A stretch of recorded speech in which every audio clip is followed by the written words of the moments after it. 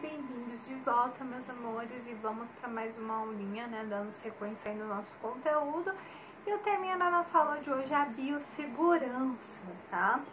Que na verdade era para me ter dado essa primeiro, porém, como eu peguei tudo na correria, né, eu fiz uma pequena inversão dessas duas aulas, mas dá tranquilo para vocês entenderem, tá?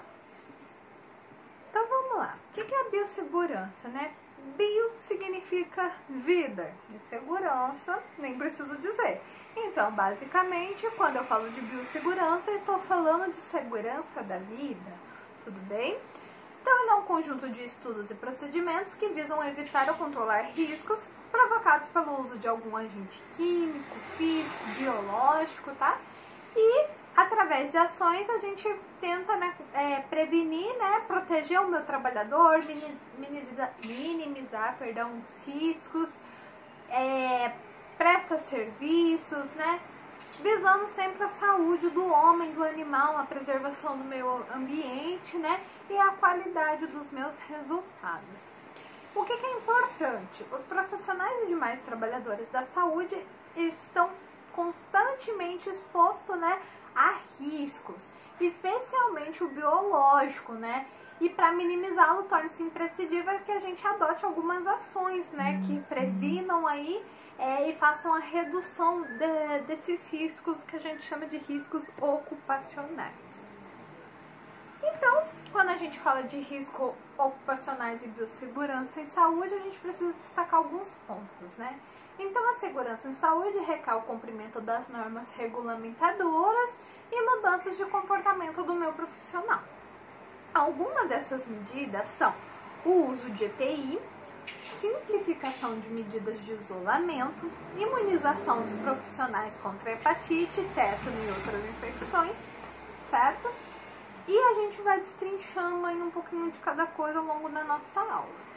É só importante que o risco da aquisição de hepatite B e C são estimados em 6% e 30% para hepatite B e de 3% a 10% para hepatite C. Por isso que a gente tem que se proteger muito bem dessas doenças, tá, pessoal?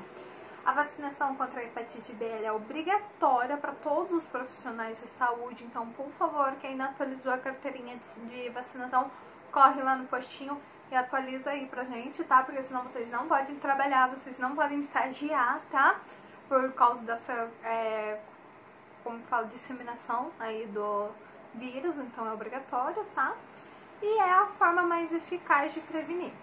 A hepatite C, ela não existe vacina, tá?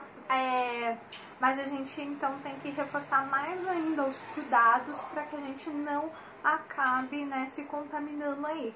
E aí a gente faz isso através do uso de EPI, tá? Se não for possível eliminar ou controlar o risco na sua fonte, né? Ou seja, se eu não conseguir minimizar o dano ali causado naquele vírus, naquele lugar, então a gente vai utilizar equipamentos de proteção coletiva, tá? O que são esses equipamentos de proteção coletiva? Por exemplo, sinalizadores, placas, faixas de contenção, tá? Então, toda vez que só o meu EPI não dá conta do recado, eu uso o EPC, que é esse equipamento de proteção coletiva, tá? As doenças infecto-contagiosas se destacam como as principais fontes de transmissão do micro-organismo. Então, não é novidade para ninguém que o nosso ambiente é cheio de micro-organismos, seja vírus, bactérias, fungos, e aí, né, as doenças infecto-contagiosas, que são aquelas transmissíveis, são a principal percussora, né, da disseminação desses micro-organismos. No ambiente hospitalar, os profissionais têm contato direto com os fluidos corpóreos, superfícies contaminadas e, portanto, é importante, né, a gente fortalecer as medidas de proteção biológica desses micro-organismos nas superfícies e artigos hospitalares. E como a gente faz isso? Através do processo de limpeza, desinfecção e esterilização. Tudo bem? Atualmente observa-se grande precaução com todos os riscos ocupacionais em saúde, com destaque para os que envolvem a manipulação de resíduos sólidos, produtos químicos, físicos e ergonômicos, que são os riscos aí que a gente mais vê na nossa profissão, e a gente também vai detalhar um pouquinho deles pra frente. Então, né, vamos começar definindo o básico. O que é risco? Então, o risco é um substantivo masculino que, dependendo do contexto, pode ter diferentes acepções, ou seja, diferentes, né, definições. Embora o significado predominante seja possibilidade ou probabilidade de algo poder acontecer. Risco é uma ameaça ou perigo determinado por uma ocorrência. Então, toda vez que eu ouço falar sobre risco, né, é a probabilidade que eu tenho aqui de alguma coisa dar errada, tá? Os agentes de risco podem ser de natureza física, química ou biológica e podem comprometer a saúde do homem. Aí eu deixei umas fotinhas que vocês vão ver que absurdos que são riscos, que a gente sabe que é risco e faz. E aí, né, quando a gente fala de riscos ocupacionais, a gente tem uma certa classificação que eu tô aqui falando pra vocês o tempo todo. Que é, por exemplo, o risco biológico. O que é o risco biológico? Então, ele é relacionado a agentes causadores de doenças agudas e crônicas. Então, por exemplo, o risco biológico é eu ter o contato com a secreção de um paciente, é eu me contaminar com sangue de outro paciente. E aí pensem assim, se aquele paciente está ali no hospital saudável, ele não está, que senão ele não estaria ali. Então, eu tô correndo o risco de me contaminar, né, com um agente, no caso aqui biológico, que é uma bactéria, um fungo, um vírus, um parasita, certo? Então, risco biológico é isso. Aí eu tenho risco químico, que é aquele que a gente vê de líquidos, gases, aerosóis, tá? Que entram em contato diariamente com as minhas vias aéreas, por olhos e pele dos profissionais de saúde. Então, né, pensa aí para trabalhadores que trabalham com minas de carvão, eles têm um risco químico. Pessoal que trabalha em fábrica de produtos, né, químicos também, como, por exemplo, deixa eu pensar alguma coisa, o álcool, enfim. Pensem aí em coisas químicas mesmo, que passam pelo processo químico. Tem os riscos físicos, que é a radiação, por exemplo, vinda lá do meu raio-x, né, ou por contaminação de prótons e nêutrons, que são agentes físicos a quais os profissionais de saúde estão mais expostos. O tanto que quem trabalha no setor de radiologia só pode trabalhar 6 horas diárias para evitar o máximo possível de contato com a radiação ali, tá? E o ergonômico, que é, por exemplo, equipamentos e materiais sem manutenção que expõem os profissionais a constantes riscos devido à necessidade de manuseio. Pense ergonômico também, como por exemplo, pesos excessivos que a nossa profissão carrega, trabalhar muito tempo sentado naquela posição flexionada, tá? Tudo isso é risco ergonômico, que eu vou ter danos na minha coluna futuramente. E aí, né, vamos falar bem detalhadamente o que é cada um aí. Risco biológico, então. Exemplo, bactérias, fungos, parasitas, vírus, etc, tá? Quais são as vias de transmissão? Ela pode ser direta, né? Então essa transmissão ocorre sem a intervenção de um veículo ou vetor, por exemplo, as gotículas e contatos com os olhos. Perdão, gente, bateram na minha porta. Então, né, por exemplo, é a transmissão ali de gotículas por contato com o meu olho. Então eu estou trocando um paciente, não estou usando meu óculos de proteção, de repente vem uma gotinha da urina no meu paciente e no meu olho. Tive um acidente biológico, tá? Então aí a gente tem que abrir o CAT, que é um acidente de trabalho, por contaminação biológica. Vocês vão passar por uma pancada de exames, vão ter que fazer o tratamento por no mínimo 6 meses. Então tem que tomar bastante cuidado. E eu tenho a transmissão indireta, que é por agentes que vêm, né, com a ajuda de vetores ali, ou veículos. Exemplo, pérfuro cortantes, então eu funcionei o meu paciente, tive algum problema e coloquei a mão naquela agulha, me contaminei com o sangue do paciente, através da seringa e da minha agulha. Luvas que às vezes rasgaram e eu entrei em contato e aí entrou um sanguinho naquela cutícula minha que estava levantada. Roupas que, por exemplo, tênis com cadarço, que caiu sangue lá no meu cadarço, eu não lavei e acabei tendo contato com ele, tá? Alimento, água, etc. Quais são as precauções? Então, a gente tem que adotar as precauções padrões, né, que devem ser o cuidado de todo e qualquer paciente para reduzir o risco de transmissão de micro-organismos e evitar infecções cruzadas, né, que é aquelas coisas básicas, higiene de mão, uso de EPI, cuidado com descarte de pérfuro cortante, ter equipamentos e vestimentas adequadas, entre outros, tá? E são indicados na presença de pacientes que eu vou ter contato com fluido corpóreo, sangue, secreções e excreções, ou pacientes que estão com a pele ali não íntegra, né, que tá com alguma ferida. E aí, quando a gente fala de higiene de mão, eu vou recordar vocês nessa aulinha sobre a lavagem das minhas mãos. E aí, existem 5 momentos preconizados pela Organização Mundial da Saúde que eu devo lavar minha mão. Sendo ela antes do contato com o paciente, antes de realizar procedimentos, tá? Após o risco ali, né, que eu me coloquei depois do meu procedimento, tá? Após o contato com esse paciente, de modo geral, e antes de eu chegar no próximo paciente, tá? E após o contato com equipamentos, materiais, etc. Equipamento de proteção individual, que é o meu EPI. Então, todo dispositivo de uso individual de fabricação nacional ou estrangeira destinado a proteger a saúde e a integridade física do trabalhador, eu chamo de EPI. Então, pode ser luva, bota, jaleco, óculos, capacete, protetor auditivo, enfim, tem vários aí. O jaleco ele é um excelente instrumento de EPI, porém a higiene dele deve ser super respeitada, tá? Porque 90% das bactérias vão ficar no meu tecido até 12 horas. Por isso que a prof fala, não saiam de jaleco na rua, pelo amor de Deus. E lavem ele separado da roupinha de vocês. Faça uso racional do jaleco, pois este deve ser utilizado em lugares apropriados, de modo a conferir proteção individual contra as contaminações e não como um potenciador de risco para a minha comunidade. Deixei um videozinho para vocês de colocação e retirada de EPIs, como deve ser feito esse procedimento, tá? E aí a gente vai entrar na segunda parte da nossa aula, que é as precauções de isolamento, tudo bem? Então, o que é isso, Pro? A prevenção de disseminação dos meus patógenos, e quando eu falo patógenos, os agentes causadores de doença, tá? No ambiente hospitalar, existe necessidade de instituir medidas de controle durante todo o período de transmissibilidade para cada tipo de doença.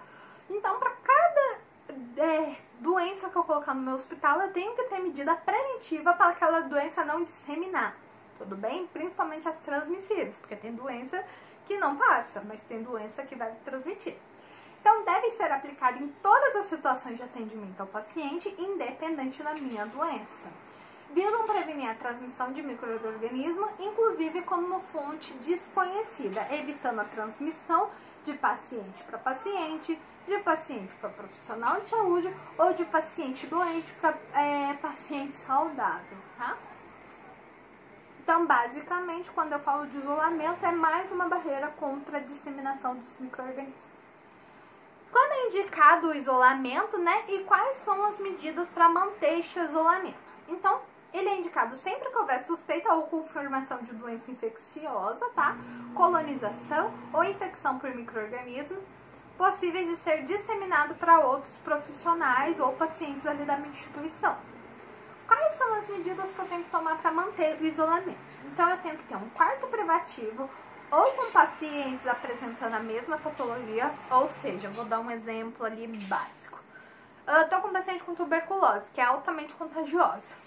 Esse paciente, ou ele vai ficar sozinho num quarto, ou eu posso colocar ele junto com outro paciente que tenha tuberculose, desde que o diagnóstico dos dois seja o mesmo, tudo bem? Caso contrário, um vai ficar aqui, e se o outro tem, por exemplo, hanseníase, vai ficar num outro quarto separado. Os dois é isolamento, mas a doença é diferente.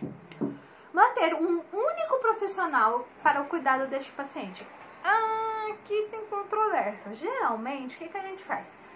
Estou lá na clínica e tenho 3 quartos com isolamento. Então, eu pego um único técnico e peço para ele cuidar desses 3 pacientes. Por mais que as doenças sejam, né, diferentes, um com tuberculose, o outro com hanseníase e o outro com meningite. são 3 doenças que precisam de isolamento. Só que aí, em vez de eu pegar, tipo, a minha equipe, deixar cada um da minha equipe com um deles, eu pego um só e deixo com os 3. E aí ele vai ficar trocando ali o EPI dele, logicamente, mas pelo menos é uma pessoa só correndo risco. Porque se eu deixar todos os técnicos cuidar dele, é maior chance de disseminação dessa doença, tá? E assim, não é que eu estou colocando uma pessoa para ser contaminada. Lembrando que esse indivíduo que está trabalhando com esses pacientes, ele vai ficar devidamente equipado e protegido, tá? Tudo bem? Avental e luvas de uso único antes de entrar em contato com esse paciente ou material infectante. Então, para cada isolamento, geralmente a gente deixa kits pronto dentro do quarto, tá? Então, fica lá um estetoscópio, um estigmomanômetro para a gente aferir a pressão, um termômetro, um oxímetro. A gente deixa tudo reservado para aquele paciente, porque eu jamais posso pegar um paciente que tem uma doença transmissível e pegar o esteto que eu usei nele e colocar para usar outra pessoa sem desinfectar esse material corretamente ou esterilizar esse material, tá? Então a gente deixa só um equipamento exclusivo para aquela pessoa. E é outro motivo pelo qual a gente põe uma pessoa só para ficar com aquele paciente. Às vezes a pessoa vai ficar uma semana com aqueles 3 pacientes, mas pelo menos só ela tá ali, né, tendo contato com aquele paciente e o equipamento que está sendo usado nele, tá? Lavar as mãos com antisséptico ou utilizar álcool em gel antes e após o contato com o paciente e após a retirada da luva. Então isso aqui é uma coisa que é para todos, né, mas obrigatoriamente no isolamento. Uso de artigos exclusivos e individualizados para o paciente e, se não for possível, no mínimo eu tenho que proceder com a desinfecção. Então, por exemplo, às vezes a minha unidade tem um esteto para usar em todos os pacientes. Então, eu uso esse esteto em todos os pacientes com doenças que não são transmissíveis primeiro. O último paciente que eu vou usar esse esteto é no que tem a doença contagiosa, tá? E assim que eu terminar de usar nele, eu desinfecto totalmente esse aparelho para depois usar de novo. Tipos de isolamento. Então, eu tenho a precaução padrão, que são medidas de contato direto ou indireto com sangue, todos os líquidos corporais, secreções e excreções de todos os pacientes, independente do seu estado clínico, tá?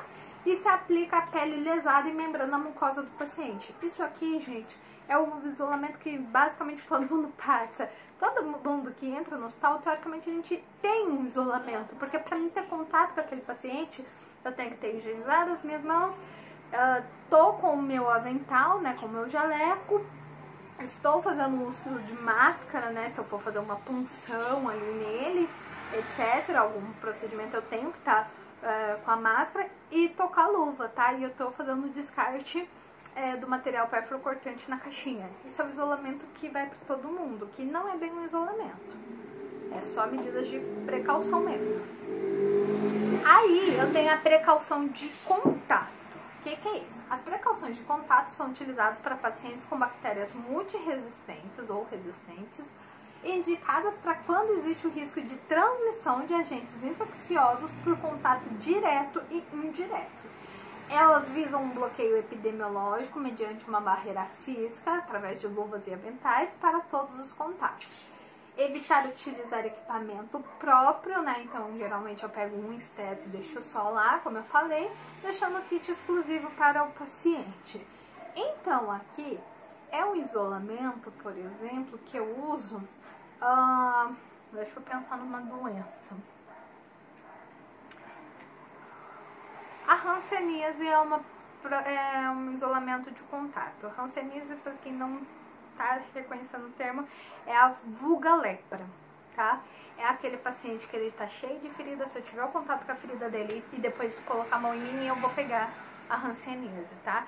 Pelo amor de Deus, não usem mais o termo lepra. Isso aí é para a Bíblia de 2000 anos atrás, tá, enfermagem? Hanseníase.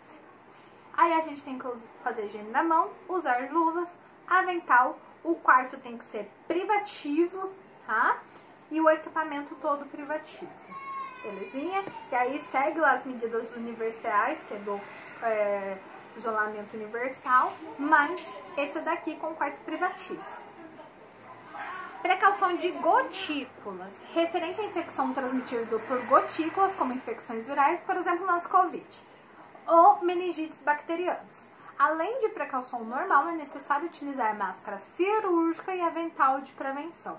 Não é necessário o paciente estar em quarto com porta fechada, já que as gotículas não ultrapassam o espaço de 1,5 metros. Nas biocolites virais, na pediatria, utilizamos o avental, máscara cirúrgica e luvas.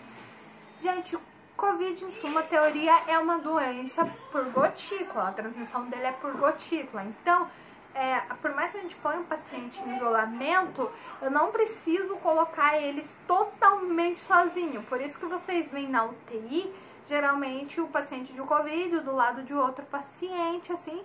Só que lembrando que 2 metros de distância no mínimo, porque é o que ele fala.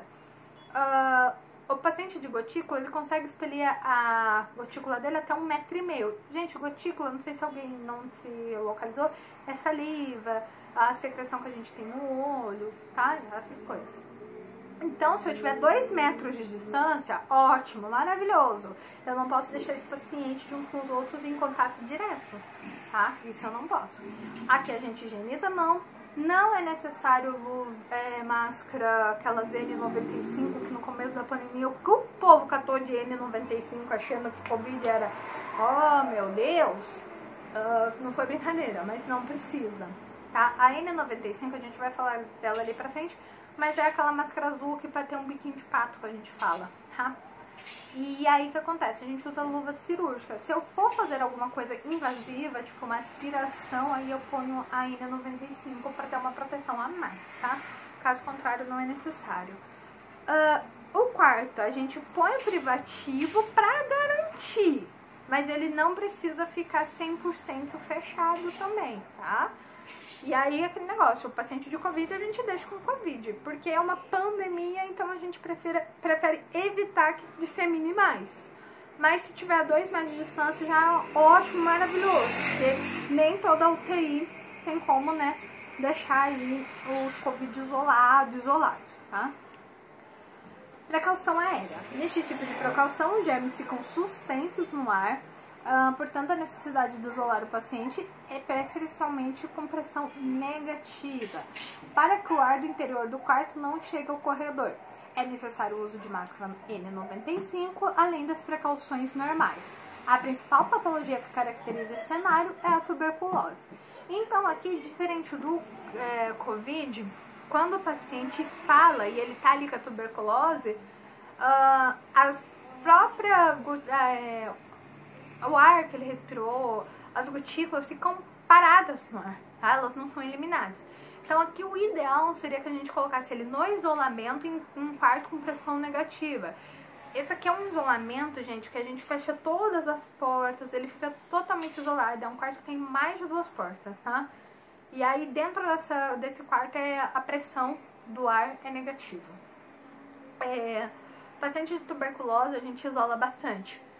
Confesso que não é todos que ficam com pressão negativa. A gente às vezes coloca ele só no quarto de isolamento mesmo. E fazer o quê? Mas entrou lá, eu tenho que estar com a máscara, com o avental, com luva, ter feito a higiene das minhas mãos. Eu tenho que estar totalmente paramentado, tá? Igual no de gotícula. E aí a gente tem a precaução reversa, tá? Que é indicada para pacientes que apresentam patologias que causam imunodepressão ou imunossupressão, com o objetivo de proteger o paciente de bactérias oportunistas. Exemplo, paciente transplantado em uso de quimioterapia ou radioterapia, ou digo aqui até o paciente renal, aquele que faz hemodiálise, a gente sempre isola esse paciente, tá? É num quarto simples, só que a única coisa que a gente não pode deixar ele ter contato com outros pacientes que estão com outras patologias. Como o sistema imune dele já é mais delicado, a gente evita ele ter contato com outras bactérias, tá? Então a gente deixa ele quietinho lá no quarto sozinho. Às vezes é um quarto normal de enfermaria, mas ele tá sozinho, certo? Esse é o isolamento reverso. Também usamos avental, luva, máscara cirúrgica, tá? E o quarto privativo. Outras recomendações. A roupa verde, sabe aquele pijaminha que tem a calça e a blusinha verde ou um azul mais clarinho? Ele é de uso exclusivo para setor fechado, como centro cirúrgico e UTI. Acontece, que nem eu narrei na primeira aula para vocês lá na sala, de às vezes eu sujar meu jaleco com secreção do paciente, sangue, então eu corro na UTI, peço um pijaminha desse emprestado, pego a minha roupa, levo para a lavanderia do hospital urgente, isso é se for começo de plantão, eles vão lavar minha roupa e aí eu uso aquele pijaminha, só para mim não ter que ir embora. Mas a CCH odeia que a gente faça isso, tá? A gente só faz isso porque ou a gente usa o pijama da UTI ou a gente tem que ir embora porque sujou nossa roupa. O ideal seria que cada um levasse uma roupinha reserva dentro da bolsa, né? Pra gente conseguir fazer essa troca aí. A gente jamais deve sentar no leito do paciente e se a gente vê algum familiar sentado no leito do paciente, a gente tem que dar um de chatinho, chegar na pessoa e falar, olha, não pode porque você tá sem querer contaminando o leito desse paciente com bactérias que não são dele. O pessoal não gosta, mas é nossa obrigação. Não coloque pastas prontuárias, instrumentos sobre a cama do paciente, então o ideal é sempre usar no máximo aquela mesinha acessória que tem ali do lado da cama do paciente, que é onde eles comem. Não colocar nada diretamente no leito para não levar micro-organismos. Não se alimentar no quarto do paciente, eu acho que ninguém vai fazer isso, mas acontece, né, de alguém perguntar se pode chupar bala, chiclete, não pode, tá, pessoal? CCH pega da advertência seríssima, e com 13 advertências vocês vão mandar embora por justa causa, cuidado. Não pode se alimentar em sala de prescrição, no posto de enfermagem, na sala que prepara medicação, na sala de equipamento, na sala de procedimento, gente. A alimentação é só lá na cota, tudo bem? Lembrando, toda vez que forem comer, tirem o jaleco, por favor, tá? Aí a gente vai voltar um pouquinho a falar sobre as orientações das nossas vestes, tá? Mais algumas norminhas aí que tem, que são as normas regulamentadoras, né? E essa específica do vestuário é a RN32. Dá pra vocês dar uma pesquisada aí depois. Então o avental sempre tem que estar fechado. Os sapatos cobrindo pelo menos 2/3 do pé, do dorso do meu pé, né? Então é quase o pé inteiro, pelo menos.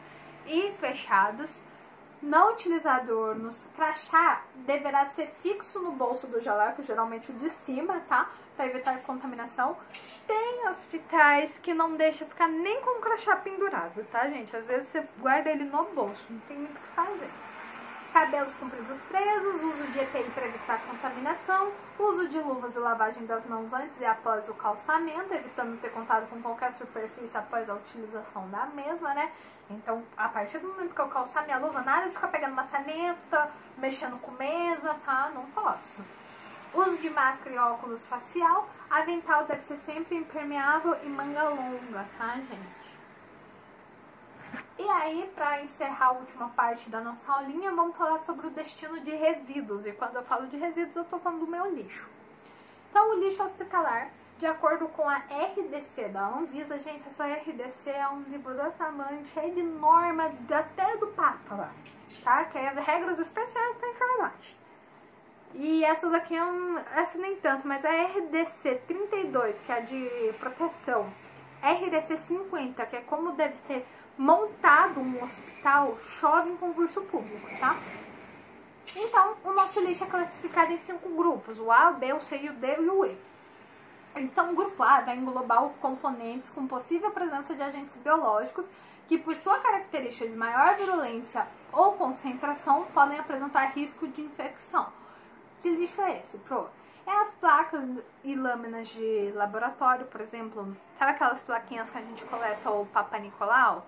Então, aquilo lá. Tecidos, bolsas de transfusão, entre outros. O grupo B contém substâncias químicas que podem apresentar risco à saúde pública ou meio ambiente, dependendo das suas características de inflamabilidade, corrosividade, reatividade e toxicidade. Exemplo, medicamentos, né, aqueles frasquinhos de medicamento, reagentes de laboratório, resíduo contendo metal pesado, tá, etc. Grupo C, Quaisquer materiais resultantes das atividades humanas que contenham radionuclídeos em quantidade superior aos limites de eliminação especificados nas normas da Comissão Nacional de Energia Nuclear. Por exemplo, os resíduos da radioterapia. Lembrando, né, que aqui a gente tem os raios, né? Então tem que tomar muito cuidado com ali, né? A gente já viu o que aconteceu com Chernobyl. Então não queremos fazer outro acidente desse. Grupo D. Não apresentam risco biológico, químico ou radiológico, podendo ser equiparado ao lixo residencial. Por exemplo, sobra de alimentos, papéis, tá? E grupo E são os materiais pérfuro-cortantes ou escarificantes, como lâminas de barbear, agulha, ampola de vidro, lâmina de bisturi, entre outros. Do lado eu deixei uma imagem com os símbolos que representam cada tipo de lixo, tá? Orientações de descarte de material. Então, o descarte de pérfuro cortante deve ser realizado na caixa de pérfuro cortante. Não chama descarpate, tá? É caixa de pérfuro cortante. Só que é o vulgo descarpac. Eu até coloquei isso aqui pra vocês. Embora, gente, o descarpac tá quase sendo substituído por uma outra marca. Eu esqueci o nome dela agora. Mas é uma caixa amarelinha muito similar. Dificilmente agora a gente tá achando Descarpac, né? A marca Descarpac no hospital. A outra marquinha tomando conta do mercado aí.